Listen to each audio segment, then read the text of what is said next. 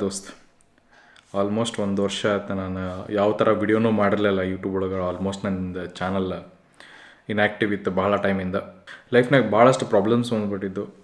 ಅದೆಲ್ಲ ನಾನು problem solve ಮಾಡ್ಬೇಕಪ್ಪ ಅಂತಂದ್ರೆ ನಂದು ಟೈಮ್, ಕಾನ್ಸಂಟ್ರೇಷನ್, ಫೋಕಸ್ ಎಲ್ಲ ಅದ್ರ ಮೇಲೆ ಇರಬೇಕಾಗಿತ್ತು ಸ್ವಲ್ಪ. ಬಟ್ ಅದರಿಂದ ನಾನು ಸ್ವಲ್ಪ ಅದ್ರ ಮೇಲೆ ವರ್ಕ್ ಮಾಡತ್ತಿದ್ದೆ. So if I am working on that, ಎರಡೂ ಮಾಡೋಕ್ಕೆ ಆಗಂಗಿಲ್ಲ ಯೂಟ್ಯೂಬ್. ಬಿಕಾಸ್ ಯೂಟ್ಯೂಬ್ ಮಾಡಬೇಕಪ್ಪ ಅಂತಂದ್ರೆ at least you have to go somewhere ಇದೆ. ಸುಮ್ಮನೆ ಮನ್ಯಾಗ ಕೂತ್ಕೊಂಡು ವಿಡಿಯೋ ಮಾಡೋ ಅಂಥ ಮನುಷ್ಯನ ಅಂತೂ ಅಲ್ಲ.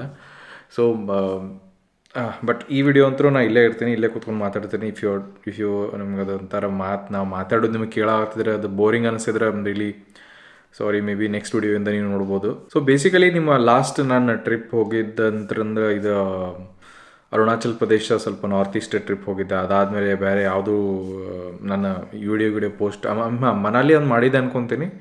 ಬಟ್ ಮನಾಲಿ ಅದು ಬೈಕ್ನಾಗ ಮಾಡಿರಲಿಲ್ಲ. ಅದು ನಾನು ಸುಮ್ಮ ನಾರ್ಮಲ್ ಅದು ಟ್ರಾವೆಲ್ ಮಾಡಿದ್ದ ಹಾಕಿದ್ದೆ.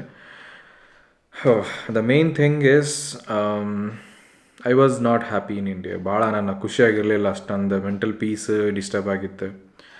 ದಟ್ ಈಸ್ ಬಿಕಾಸ್ ನಂದು ಕರಿಯರ್ ಭಾಳ ಕರೆಕ್ಟಾಗಿ ಹೋಗತ್ತಿರಲಿಲ್ಲ. ಟು ಬಿ ಓಪನ್, ನಾನು ಇನಿಷಿಯಲ್ ಟೈಮಿಂದನೇ ಕರಿಯರ್ ಬಗ್ಗೆ ಜಾಸ್ತಿ ತಲೆ ಕೆಡಿಸ್ಕೊಂಡಿರಲಿಲ್ಲ. ನಾನು ಸ್ವಲ್ಪ ಓಕೆ ಏನೋ ಒಂದು ಜಾಬ್ ಸಿಕ್ಕೈತಿ, ಅದನ್ನ ಮಾಡ್ಕೊಂಡು ಹೋಗೋಣ ಅಂತಂದು ಅದನ್ನು ಹಂಗೆ ಬಿಟ್ಟಿದ್ದೆ. Because of that over the time ಅದೇನಾಗ್ತೈತಿ, ಒಂದು ಸ್ಯಾಚುರೇಷನ್ ಲೆವೆಲ್ ತನಕ ಹೋಗಿ ಅದಾದಮೇಲೆ ನಿಮಗೆ ಗ್ರೋತ್ಗೆ ಏನು ಸಿಗಂಗಿಲ್ಲ. ಸೊ ಯೂಶ್ವಲಿ ನಾನು ಅಲ್ಲಿ ಇಂಡಿಯಾದಾಗ ಜಾಬ್ ಮಾಡ್ತಿದ್ದೆ. ಬಿಕಾಸ್ ಆಫ್ ಜಾಬ್ ನಾನು ಅರ್ನ್ ಮಾಡಿ ಟ್ರಾವೆಲ್ ಇವೆಲ್ಲ ಮಾಡ್ಬೋದಾಗಿತ್ತು. ನಮ್ಮ ಫ್ಯಾಮಿಲಿ ಇಲ್ಲ, ನನ್ನ ಬ್ಯಾಕ್ಗ್ರೌಂಡಿಗೆ ನೋಡಿದರೆ ಬಿಸ್ನೆಸ್ ಇಲ್ಲ, ಏನೂ ಇಲ್ಲ. We are only depend on the job ಮೇಲೇನ. ಸೊ ಅದು ಜಾಬ್ನಾಗ ಏನಾಗಿತ್ತಪ್ಪ ಅಂದ್ರೆ, ಸಿನ್ಸ್ ನಾನೆಲ್ಲ ಹೇಳಿದ್ದೆ ನಿಮಗೆ, ಅದು ಲಾಸ್ಟ್ ಅರುಣಾಚಲ್ ಪ್ರದೇಶ್ ವಿಡಿಯೋದಾಗ ಹೇಳಿದ್ದೆ. ಸೊ ಅದೊಂದು ನಾನು ಎಫರ್ಟ್ಸ್ ಹಾಕಾಗತ್ತೀನಿ, ಅದು ರಿಸಲ್ಟ್ ನನಗೆ ಸಿಗಾತಿಲ್ಲ ಅಂತಂದು. ನಾನು ವರ್ಕ್ ಮಾಡತ್ತಿದ್ದ ಜಾಬ್ ಒಳಗೆ ನನಗದು ಗ್ರೋತ್ ಏನೂ ಸಿಗಲಿಲ್ಲ. ಜಾಬ್ ಸ್ವಿಚ್ ಮಾಡ್ಬೇಕು ಮತ್ತು ನೆಕ್ಸ್ಟ್ ಏನಾರ ಮುಂದೆ ಮಾಡೋಣ ಅಂತಂದ್ರೆ ನನಗೆ ಯಾವುದೂ ಹೋಪ್ ಸಿಗಾತಿಲ್ಲ. ಓಕೆ ಇದು ಮಾಡ್ಬೋದು, ಅದು ಮಾಡ್ಬೋದು ಅಂತಂದು. ಆಮೇಲೆ ನಾನು ಅಟ್ಲೀಸ್ಟ್ ಜಾಬ್ ಸ್ವಿಚ್ ಮಾಡೋಣ ಅಂತಂದ್ರೆ, ಜಾಬ್ ಸ್ವಿಚ್ ಮಾಡೋಕ್ಕೂ ನನಗೆ ಎಕ್ಸೆಪ್ಟೇಷನ್ ರಿಲೇಟೆಡ್ ಭಾಳ ಟ್ರೈ ಮಾಡಿದ್ರು ಇಂಡಿಯಾದೊಳಗೆ ನನಗೆ ಎಲ್ಲಿ ಸಿಗಲಿಲ್ಲ. ಸೊ ನಾನು ಆಲ್ಮೋಸ್ಟ್ ಬೆಂಗಳೂರು, ಮುಂಬೈ, ಪುಣೆ, ಹೈದರಾಬಾದ್ ಎಲ್ಲ ಕಡೆನೂ ಟ್ರೈ ಮಾಡಿದೆ.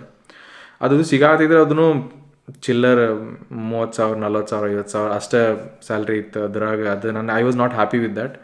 ಸೊ ಅದನ್ನ ನಂಗೆ ಸ್ವಲ್ಪ ಓಕೆಪ್ಪ, ಅಟ್ಲೀಸ್ಟ್ ನಾನು ಅದನ್ನು ತೊಗೊಂಡು ಮುಂದೆ ಹೋದ್ರೂ ಮುಂದೆ ನನಗೇನು ಬೇಕಲ್ಲ ಲೈಫ್ನಾಗ, ಅದು ಫುಲ್ಫಿಲ್ ಆಗ್ತಿರಂಗಿಲ್ಲ. ಸೊ ಬಿಕಾಸ್ ಆಫ್ ದ್ಯಾಟ್ ನಾನು ಸ್ವಲ್ಪ ಅದನ್ನು ಬಿಟ್ಟೆ.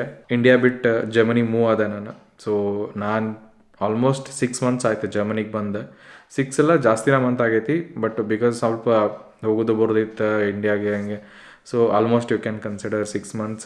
ಜರ್ಮನಿಗೆ ಬರೋದು ರೀಸನ್ ಅಪ್ಪ ಅಂತಂದ್ರೆ, ನಂದು ಇನಿಷಿಯಲ್ ಕರಿಯರ್ ಟೈಮಿಂದನೂ ಜರ್ಮನ್ ಆಟೋಮೋಟಿವ್ ಇಂಡಸ್ಟ್ರಿ ನಾನು ಭಾಳ ಕನೆಕ್ಟೆಡ್ ಆಗಿದ್ದೀನಿ. ಬಿಕಾಸ್ ನಂದು ವರ್ಕ್ ಅದ್ರ ಅರೌಂಡ್ ರಿಸಂಬಲ್ ಆಗ್ತೈತಿ.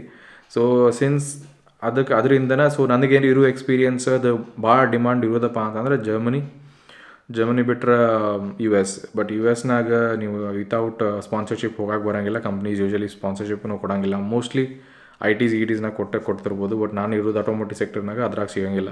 ಮೇಜರ್ ಪ್ರಾಬ್ಲಮ್ ಇಂಡಿಯಾದಾಗ ಇರೋದಪ್ಪ ಅಂದ್ರೆ ರೆಸ್ಪೆಕ್ಟ್ ಇರೋಂಗಿಲ್ಲ. ನೀ ಏನೋ ಜಾಬ್ ಮಾಡತ್ತೀರಪ್ಪ ಅಂತಂದ್ರೆ ಜಾಬ್ ಅದು ಇಂಡಿಯನ್ ಸೊಸೈಟಿ, ಅದು ಇಂಡಿಯನ್ಸ್ ಎಲ್ಲ ವರ್ಕ್ ಮಾಡೋದಲ್ಲಿ, ಅದು ಕಂಪ್ನಿ ಯಾವುದೋ ಲೊಕೇಶನ್ದಿರಲಿ, ಯಾವುದೋ ದೇಶದಿರಲಿ, ಬಟ್ ಕೆಲಸ ಮಾಡೋರು ಇಂಡಿಯನ್ಸೇ ಇರ್ತಾರೆ. ಸೊ ಅದು ಮ್ಯಾನೇಜರ್ಸ್ ಆಗಿರ್ಬೋದು, ಮ್ಯಾನೇಜ್ಮೆಂಟ್ ಆಗಿರ್ಬೋದು, ಅದೆಲ್ಲ ಒಂಥರ ಹೊಲಸ್ ಎನ್ವಿರಾನ್ಮೆಂಟ್ ಕ್ರಿಯೇಟ್ ಮಾಡಿಬಿಟ್ಟಾರೆ. ಅದರ ಯಾವ ಲೆವೆಲಿಗಪ್ಪ ಅಂತಂದ್ರೆ ಫೇವ್ರಿಟಿಸಮ್ ಮಾಡೋದು ಮತ್ತು ಟಾರ್ಗೆಟ್ ಮಾಡೋದು ಜನರಿಗೆ. ನೀನಿಗೆ ಪರ್ಸನ್ಗೆ ಸ್ಕಿಲ್ ಇದಾವ, ಅವನದು ಏನು ಆಬ್ಜೆಕ್ಟಿವ್ ಐತೆ ಅದನ್ನು ರೀಚ್ ಆಗತ್ತಾನ. ಅದಾದಮೇಲೆ ಅವನಿಗೆ ನೀವು ಏನು ಕೊಡ್ಬೇಕು, ಅದೇನು ನೀವು ಇಂಕ್ರಿಮೆಂಟ್ ಕೊಡಬೇಕು, ಪ್ರಮೋಷನ್ ಕೊಡಬೇಕು, ಅದೇನು ಕೊಟ್ಬಿಡ್ಬೇಕು. ಸಮ್ಟೈಮ್ಸ್ ಏನಾಗ್ತೈತಿ, ನೀವು ಎಷ್ಟೇ ಟ್ರೈ ಮಾಡಿದ್ರೂ ಆ ಮ್ಯಾನೇಜರ್ಗಳು ಇಲ್ಲ ಆ ಮ್ಯಾನೇಜ್ಮೆಂಟದ್ದು ಥಿಂಕಿಂಗ್ ಹೆಂಗಿರುತ್ತಪ್ಪ ಅಂತಂದ್ರೆ, ಇವನ ಕರೆಕ್ಟ್, ನೀ ತಪ್ಪು. ಬಟ್ ಅದು ಬೈ ಬುಕ್ಸ್ ಅವ್ರ ಬೈ ದ ಪೀಪಲ್ಸ್ ಒಪಿನಿಯನ್ ನೀನೇ ಕರೆಕ್ಟ್ ಇರ್ತೀವಿ. ಬಟ್ ನಿಮ್ಮನ್ನು ಕರೆಕ್ಟ್ ಅಂತ ಹೇಳಂಗಿಲ್ಲ, ಇನ್ನೊಬ್ಬ ಕರೆಕ್ಟ್ ಅಂತ ಹೇಳ್ತಾನೆ. ಬಿಕಾಸ್ ಮೇ ಬಿ ಅದು ಬಕೆಟ್ ಹಿಡಿದಾಗಿರ್ಬೋದು, ಇಲ್ಲ ಅವ್ರದ್ದು ಏನು ಇಂಟರ್ನಲ್ ಡೀಲಿಂಗ್ ಆಗಿರೋದು. I am not going in deep all those. But ಈ ಥರ ಟಾರ್ಗೆಟಿಂಗ್ ನಡೀದು ರೆಸ್ಪೆಕ್ಟ್ ಇರೋಂಗಿಲ್ಲ ಮನುಷ್ಯ. ಯಾವ ಪ್ರಾಂಪ್ಟ್ಲಿ ವರ್ಕ್ ಮಾಡ್ತಾನೆ, ಯಾವ ಕರೆಕ್ಟಾಗಿ ವರ್ಕ್ ಮಾಡ್ತಾನಲ್ಲ, ಅವನಿಗೆ ರೆಸ್ಪೆಕ್ಟ್ ಇರೋಂಗಿಲ್ಲ. ಸೊ ಅದಾದಮೇಲೆ ಸ್ಯಾಲರೀಸ್ ಮೇನ್ ಥಿಂಗ್. ಸ್ಯಾಲರೀಸ್ ಅಂತೂ ಇಂಡಿಯಾದಾಗ ಭಾಳ ಕಡಿಮೆ ಅದಾವ. ಈಗ ಒಂದು IIT ಪಾಸ್ಔಟ್ ಆಗಿರೋನು, ಇಲ್ಲ IIM ಪಾಸ್ಔಟ್ ಆಗಿರೋ ಅವರಿಗೆ ಯಾವ ಲೆವೆಲಿಗೆ ಸ್ಯಾಲ್ರಿ ಸಿಗ್ತೈತಲ್ಲ, ಅದ್ರದ್ದು 50 ಬೇಡ, ಒಂದು 30% ನಾರ್ಮಲ್ ಕಾಲೇಜಸ್ ಅವು ಪಾಸ್ಔಟ್ ಆಗಿರೋರಿಗೆ, ಇಲ್ಲ ನಾರ್ಮಲ್ ಕಂಪನೀಸ್ ನಾರ್ಮಲ್ ವರ್ಕಿಂಗ್ ಇರೋರಿಗೆ ಅವ್ರಿಗೆ ಸಿಗಂಗಿಲ್ಲ. ಅದು ಒಂದನ್ನು ಮೇಲೆ ತೊಗೊಂಡು ಹೋಗ್ತಾರೆ, ಬಟ್ ಇನ್ನೊಬ್ಬರನ್ನ ಎಲ್ಲ ಉಳಿಗಿದೆಲ್ಲ ಕೆಳಗೆ ಇಟ್ಬಿಡ್ತಾರೆ. ಅವ್ರೇನು ಮ್ಯಾಜಿಕ್ ಮಾಡೋಂಗಿಲ್ಲ, they are also doing the same thing as we do. ಅದು ಬೇರೆ ಇಂಜಿನಿಯರ್ಸ್ ಎಲ್ಲ ಮಾಡೋದು, ಬಟ್ ಅದೊಂಥರ ಹೈಪ್ ಮಾಡಿಟ್ಬಿಟ್ಟಾರೆ ಅಷ್ಟೇ. ಐ ಟಿದೊಳಗೆ ಭಾಳ ಸ್ಯಾಲ್ರಿ ಇರ್ತವೆ, ಬಟ್ ಈ ಕಡೆ ಆಟೋಮೋಟಿವ್ ಸೆಕ್ಟರಿಗೆ ಬಂದ್ರೆ ಸ್ವಲ್ಪ, ಈಗ ಮ್ಯಾನುಫ್ಯಾಕ್ಚರಿಂಗ್ ಸೆಕ್ಟ್ರಿಗೆ ಹೋದ್ರೆ ಆ ಕಡೆ ಎಲ್ಲ ಇದು ಸ್ಯಾಲ್ರೀಸ್ ಎಲ್ಲ ಭಾಳ ಕಡಿಮೆ ಇದ್ದಾವೆ. ನೀವು ಬೇಕಾದಷ್ಟು ಸ್ವಿಚ್ ಮಾಡಿರಿ, ಏನಾರ ಮಾಡಿರಿ, ಅದು ಒಂದು ಲೆವೆಲಿಗೆ ಹೋದ್ಮೇಲೆ ಸ್ಯಾಚುರೇಷನ್ ರೀಚ್ ಆಗ್ತೈತಿ. ಅದ್ರ ಮೇಲೆ ನಿಮಗೆ ಯು ಕೆನಾಟ್ ಗ್ರೋ ಅಹೆಡ್. ಇದೆಲ್ಲ ಪ್ರಾಬ್ಲಮ್ಸ್ ಕನ್ಸಿಡರ್ ಮಾಡಿ you can think of, okay ನಾ ಜಾಬ್ ಸ್ವಿಚ್ ಮಾಡೋದು ಬೆಟರ್, ಸುಮ್ಮನೆ ಇವ್ರ ಜೊತೆ ಯಾಕೆ ನಾವು ಲಫಡ ಮಾಡ್ಕೊಂಡು ಹೋಗೋದು ಅಂತಂದು.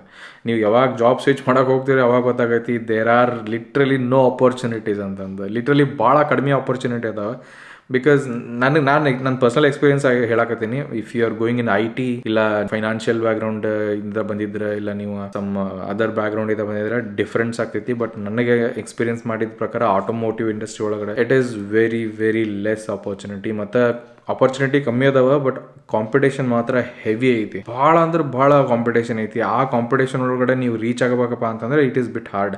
Not because you don't have a skill, it is because people have recommendation, people have ಏನಂತಾರೆ ಸ್ವಲ್ಪ ಬಕೆಟ್ ಹಿಡಿದಿದ್ದ ಮ್ಯಾನೇಜರ್ಗಳು. ನೆಟ್ವರ್ಕಿಂಗ್ ಆಗಿರ್ಬೋದು, ಒಳ್ಳೇದ ನೆಟ್ವರ್ಕಿಂಗ್ ಏನು ತಪ್ಪಲ್ಲ, ಬಟ್ ಕಾಂಪಿಟೇಷನ್ ಇಸ್ ದರ್. ಎಲ್ಲರೂ ಒಂದು ಎಕ್ಸೆಪ್ಟೇಷನ್ ಇರ್ತೈತಿ. ನನ್ನ ಸಲುವಾಗಿ ನಾನೊಂದು ಒಳ್ಳೆ ಲೈಫ್ ಕಟ್ಕೋಬೇಕು, ನಂದು ಇನ್ಕಮ್ ಜಾಸ್ತಿ ಹೋಗ್ಬೇಕು, ನಂಗೆ ಪ್ರಮೋಷನ್ಸ್ ಆಗಬೇಕು, ಅದ್ರ ಸಲುವಾಗಿ ಎಲ್ಲರೂ ವರ್ಕ್ ಮಾಡ್ತಿರ್ತಾರೆ, ಅದರಿಂದ ಪಾಸಿಟಿವ್ ಗ್ರೋತ್ ಲೈಫ್ನಾಗ.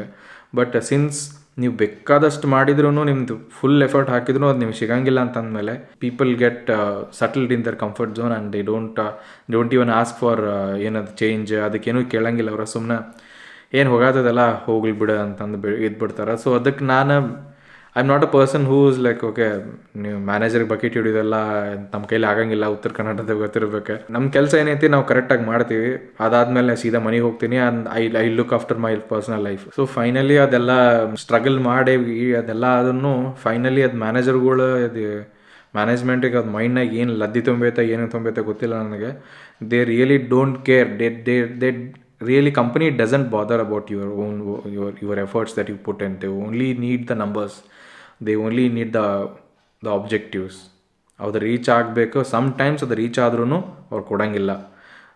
ಸುಮ್ಮನೆ ಏನಾರ ಒಂದು ಸುಳ್ಳು ಹೇಳ್ಬಿಡ್ತಾರೆ, ಬಿಸ್ನೆಸ್ ಇರೋಂಗಿಲ್ಲ, ಅದಿಲ್ಲ ಇಲ್ಲ ಅಂತಂದು ಸುಳ್ಳು ಹೇಳ್ಬಿಡ್ತಾರೆ. ಸೊ ನನಗೆ ಭಾಳ ಫ್ರಸ್ಟ್ರೇಟ್ ಆಗಿಬಿಟ್ಟಿದೆ. I was not happy. I was struggling to get out of that zone. ಏನೋ ಒಂದು ಆತು. ಸೊ ಫೈನಲಿ ನಾನು ಜರ್ಮನಿ ಒಳಗೆ ಕೆಲವೊಂದು ಕಂಪನೀಸ್ಗೆ ಇಂಟರ್ವ್ಯೂ ಕೊಟ್ಟೆ. ಇಂಡಿಯಾಯಿಂದನೇ ನಂಗೆ ಜಾಬ್ ಸಿಕ್ತು ಟೆಸ್ಲಾ ಕಂಪನಿ ಒಳಗಡೆ. ನನ್ನ ಇಂಡಿಯಾ ಬಿಡು ರೀಸನ್ ಅಪ್ಪ ಅಂತಂದ್ರೆ because of the toxicity, because of the salary, discrimination ಆಗಿರ್ಬೋದು, ಫೇವ್ರಿಟಿಸಮ್ ಆಗಿರ್ಬೋದು, ನಮ್ದು our own Indians have created a stupid ಒಂದು ಭಾಳ ಹೊಲಸ್ ಎನ್ವಿರಾನ್ಮೆಂಟ್ ಕ್ರಿಯೇಟ್ ಮಾಡಿಬಿಟ್ಟಿದ್ದಾರೆ. ಅದೇನು ಬಕೆಟ್ ಹಿಡಿಯೋದು, ಬರೇ ಮ್ಯಾನೇಜರ್ ಏನಂತ ನಾವು ಹ್ಞೂ ಅನ್ಕೊಂತ ಹೋಗೋದು, ಮ್ಯಾನೇಜ್ಮೆಂಟ್ ಡಿಸಿಷನ್ ಬಗ್ಗೆ ಓಕೆ ಅನ್ಕೊಂತ ಹೋಗೋದು. ಇನ್ನೊಂದು ನಂಗೆ ಮೇನ್ ಪ್ರಾಬ್ಲಮ್ ಹೇಳಿಲ್ಲ ನಿಮಗೆ. ಯೂತ್ ಹುಡುಗರು, ಈಗಿರೋ ಹುಡುಗರು ಮುಂದೆ ತಪ್ಪು ನಡೀತಿರ್ತೈತಿ, ಅದನ್ನು ತಪ್ಪು ಅಂತ ಅನ್ನಂಗಿಲ್ಲ ಒಟ್ಟು. They really don't have that courage. Okay ಇದು ನಾವು ತಪ್ಪು ಇವರು ಓಕೆ ಎಕ್ಸಾಂಪಲ್ ಒಂದು ಮ್ಯಾನೇಜರ್ ಏನೋ ಒಂದು ತಪ್ಪು ಮಾಡತ್ತಿರ್ತಾನೆ, ಇಲ್ಲ ಏನೋ ಒಂದು he is doing some discrimination ಆಗಿರ್ ಸಂಬಡಿ, ಅದನ್ನು ನೀವು ಹೋಗಿ ಕೇಳಬೇಕು, ಇದನ್ನು ತಪ್ಪು ಮಾಡಾಕತ್ತೀರಿ, ದಿಸ್ ಇಸ್ ನಾಟ್ ರೈಟ್. ಅದು ಅವರು ಹೇಳಂಗಿಲ್ಲ. Let it be in the companies, ಕಾರ್ಪೊರೇಟ್ಸ್ನ ಆಗಿರ್ಬೋದು, ಇವನ್ ಪೊಲಿಟಿಕ್ಸ್ನ ಆಗಿರ್ಬೋದು, ಸೋಷಿಯಲ್ ಲೈಫ್ನ ಆಗಿರ್ಬೋದು, ಸೊಸೈಟಿ ಒಳಗಡೆ ಆಗಿರ್ಬೋದು, ಏನು ತಪ್ಪು ನಡೀತೈತಿ ಅದನ್ನ ತಪ್ಪು ಅನ್ಬೇಕು.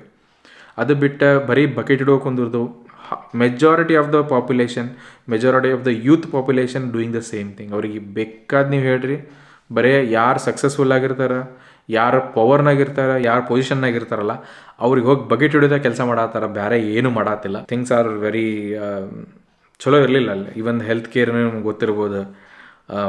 ಟು ಬಿ ಓಪನ್ ಹೇಳ್ತೀನಿ, ಇಂಡಿಯಾ ಒಳಗೆ ಸಪೋಸ್ ನಿಮ್ಮ ಫ್ಯಾಮಿಲಿ ಒಳಗೆ ಯಾರಿಗಾರ ಏನಾರ ಹೆಲ್ತ್ ಎಮರ್ಜೆನ್ಸಿ ಆಯ್ತಪ್ಪ ಅಂತಂದ್ರೆ 10 ವರ್ಷ ಇವಾಗ ಕೆಲಸ ಮಾಡಿರಿ, 15 ವರ್ಷ ಕೆಲಸ ಮಾಡಿರಿ, ನೀವು ಮಾಡಿರೋ ಸೇವಿಂಗ್ಸ್ ಎಲ್ಲ ಹೋಗ್ಬಿಡ್ತೈತಿ, ಲಿಟ್ರಲಿ ಹೋಗ್ಬಿಡ್ತೈತಿ.